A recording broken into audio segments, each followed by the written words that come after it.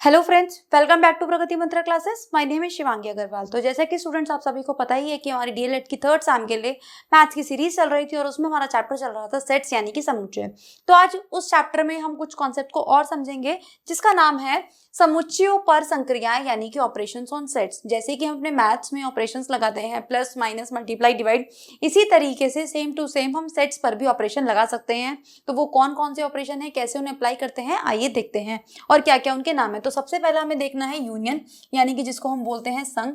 दूसरा हमें देखना है इंटरसेक्शन यानी कि सर्वनिष्ठ जिसको बोला जाता है। तीसरा हमें देखना है डिफरेंस अंतर और चौथा हमें देखना है कॉम्प्लीमेंट यानी कि पूरक। तो एक एक करके देखते हैं आखिर क्या होते हैं, किस तरीके से इसको निकाला जाता है और साथ ही साथ इनके क्या सिंबल्स होते हैं, इनके बारे में भी बात करेंगे एक एक करके। तो सबसे पहले हम समझेंगे यहाँ पे यूनियन ऑफ सेट्स यानी कि अगर हमारे किन्हीं भी समुच्चयों का संघ निकालना हो, यूनियन निकालना हो, तो हम कैसे निकालेंगे। सबसे पहले इसमें होगा क्या, जैसे कि मैंने आपको कहा कि दो या दो से ज्यादा का ही हम यहाँ पे समुच्चयों का संघ निकाल सकते हैं। ठीक है, संघ मतलब संघ क्या चीज होती है, जैसे आपने संघ अगर सुना भी होगा तो जहाँ पे बहुत सारे लोग इकट्ठे होकर रहते हैं, ऐसे ही समुच्चयों का संघ क्या होगा कि जहाँ पे दो या दो से ज्यादा जो हमारे समुच्चय हैं उनके जो अवयव हैं जब वो मिलके रहेंगे उसे बोला जाता है संघ यानी कि यूनियन ऑफ सेट्स। तो अब इसका सिंबल क्या होता है, पहले इसके बारे में बात कर लेते हैं क्योंकि वो सिंबल के थ्रू ही आपसे पूछेगा। तो सबसे पहले तो अगर मुझे इसका यूनियन निकालना है, संघ निकालना है, तो मैं इस तरीके से लिखूंगी, यानी कि ऐसे याद रख लीजिएगा यूनियन यू, इसी का सिंबल होता है यू। ठीक है, ऐसे एक तरीके से जैसे हम भगवान जी का टीका नहीं लगाते, इस तरीके से ये इसका सिंबल होता है यूनियन का यानी कि संघ का। अब देखिए यूनियन में हमें करना क्या होता है, यूनियन का मतलब होता है कि सारे के सारे अवयव आ जाने चाहिए, यानी कि संघ एक ऐसी जगह होती है जहाँ पे सारे के सारे लोग आ जाते हैं। ठीक है, तो हम कैसे निकालेंगे यहाँ पे यूनियन, हम करेंगे सारे एलिमेंट्स आ जाने चाहिए, 1 2 3। ए के तो मैंने सारे एलिमेंट्स लिख लिए, अब हम बी के एलिमेंट्स लिखना शुरू करते हैं। तो बी के अगर आप देख पा रहे हैं ध्यान से तो 2 और 3 तो ऑलरेडी आ चुके हैं। तो मैंने आपको पहले भी बताया था कि कभी भी हम एलिमेंट्स को, अवयवों को रिपीट नहीं करते हैं। तो यहाँ पे भी हम 2 और 3 को रिपीट नहीं करेंगे क्योंकि वो ऑलरेडी आ चुके हैं। और यहाँ पे आ जाएगा 4 और यहाँ पे आ जाएगा 5। तो इस तरीके से ये इसका बन चुका है यूनियन। बहुत सिंपल सा होता है, बहुत आसान सी है ये चारों चीजें और बिल्कुल एकदम से हम कह सकते हैं कि हमारे स्कोरिंग है काफी, हम आराम से इसमें कर सकते हैं सारी चीजें। अब देखिए यहाँ पे ए यूनियन बी हमने निकाल दिया। इसी तरीके से एक और हमें नेक्स्ट एग्जांपल दिया हुआ है जहां पे हमें दो सेट्स दिए हुए हैं ए और ई। तो इनका हम कैसे निकालेंगे, सबसे पहले तो हम इनका लिखेंगे सिंबल यानी कि ए यूनियन ई। अब हम क्या करेंगे, इज इक्वल टू का साइन लगाएंगे, मंझला कोष्टक ब्रैकेट लगाएंगे। अब आइए काउंट कर लिखना शुरू करते हैं। पहले ए के सारे अवयव लिख लेते हैं, ए ई जेड। अब ई के लिखना शुरू करते हैं, तो ई में है एक्स वाई। अब अगर मैं z को ध्यान से देखूं तो z में ऑलरेडी लिख चुकी हूं, इसलिए मैं उसको दोबारा नहीं लिखूंगी और ये बन चुका है मेरा आंसर। काफी सिंपल सा है, आसान सा है। आई होप स्टूडेंट्स ये आपको समझ में आया होगा। अब देखिए स्टूडेंट्स, ये जो हमने संघ का एग्जाम्पल लिया, यूनियन का एग्जाम्पल लिया, ये तो था हमारा लिस्टेड फॉर्म में।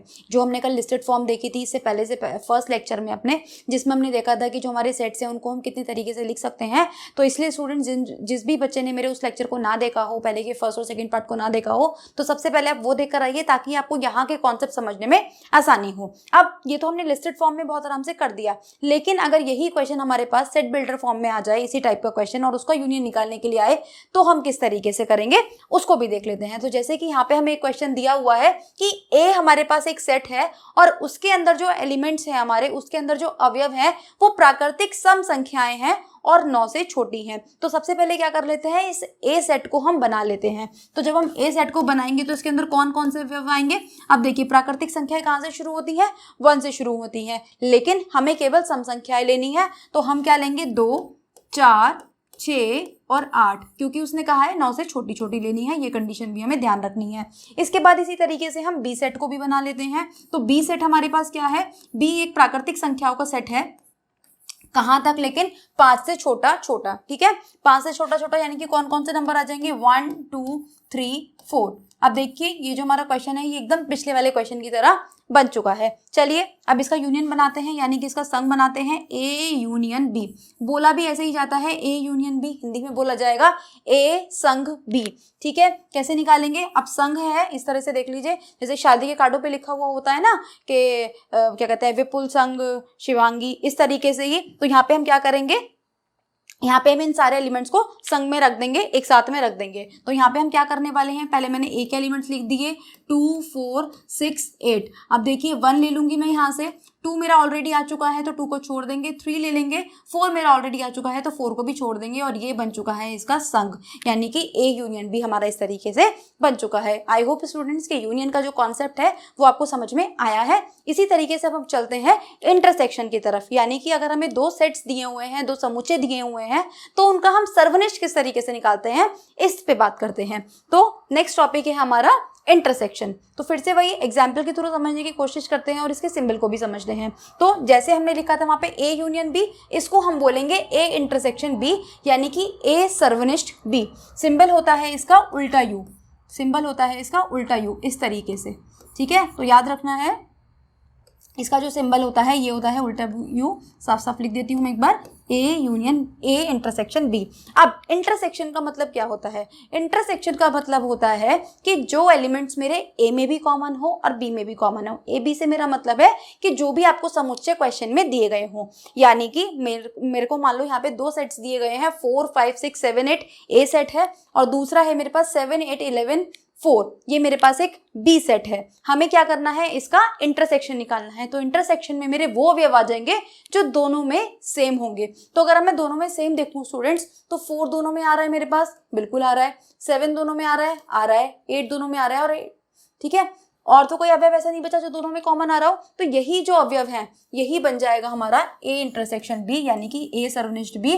तो वही करली ब्रैकेट लगाएंगे और इन सारे अवयवों को हम लिख देंगे 4 7 8, और ये बन चुका है हमारा आंसर। आई थिंक स्टूडेंट्स कि हमें यहाँ पर भी कोई प्रॉब्लम नहीं होनी चाहिए।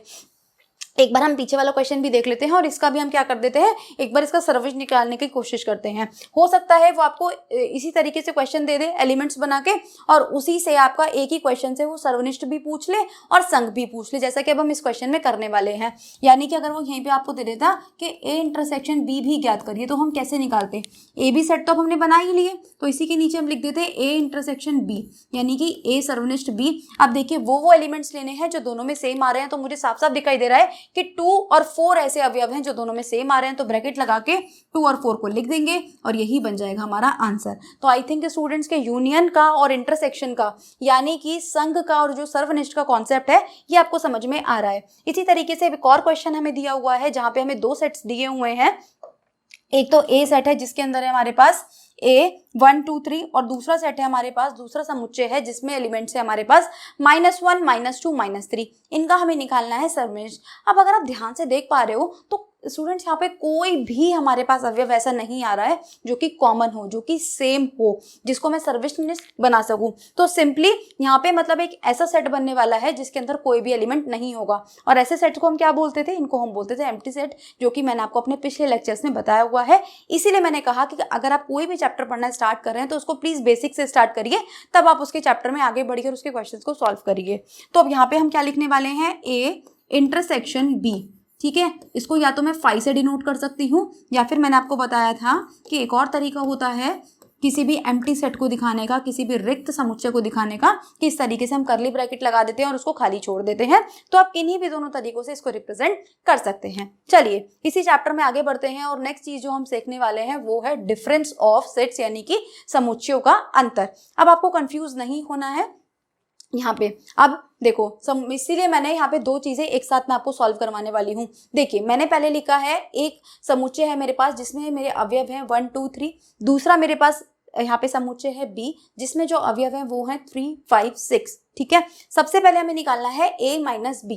देखिए स्टूडेंट्स, हम मैथ्स में ज्यादातर क्या करते थे, बड़े में से छोटे को माइनस करते थे। तो यहाँ पे भी हम यही करेंगे कि अगर मैं a में से b को माइनस करी हूँ, यानी कि a बड़ा वाला हो गया, तो a के तो अवयव आएंगे इसमें, लेकिन b का कोई भी अवयव नहीं आएगा। इसी तरीके से मैंने यहाँ पे क्या करा, b माइनस a करा, यानी कि b के अवयव तो आ सकते हैं यहाँ पे, बट a का कोई भी अवयव नहीं आएगा। यहाँ पे कहने का मतलब, अगर मैं a माइनस बी निकाल रही हूँ तो सबसे पहले तो आप जो सेम एलिमेंट है उसको काट दीजिए। तो 3 और 3 सेम एलिमेंट है, इसको मैंने कट कर दिया, ठीक है। अब a के अंदर जो जो एलिमेंट्स बचे हैं वही बन जाएगा हमारा आंसर, यानी कि 1 2 ये बन गया आंसर। अब इसी तरीके से अगर मैं b माइनस ए की बात करूं तो जो भी कॉमन एलिमेंट है उनको पहले आप कट कर दीजिए, और जो भी पहले लिखा हुआ है उसके बचे हुए एलिमेंट्स को आप यहाँ पे लिख दीजिए। एक और एग्जाम्पल ले लेते हैं। मान लीजिए अब की बार हमें क्वेश्चन दिया हुआ होता कि ए के जो अवयव हैं मेरे पास वो हैं एक्स, वाई और जेड, और इसी तरीके से जो बी के अवयव हैं वो है मेरे पास एक्स, ए, बी। और इसी क्वेश्चन में अब हमें फिर से क्या निकालना था, हमें निकालना था मान लीजिए a माइनस बी, यानी कि a और b का अंतर, और फिर हमें निकालना था b माइनस a। ठीक है, क्वेश्चन में वो आपको देगा कि आपको a माइनस बी निकालना है या b माइनस ए निकालना है, तो डरने की जरूरत नहीं है।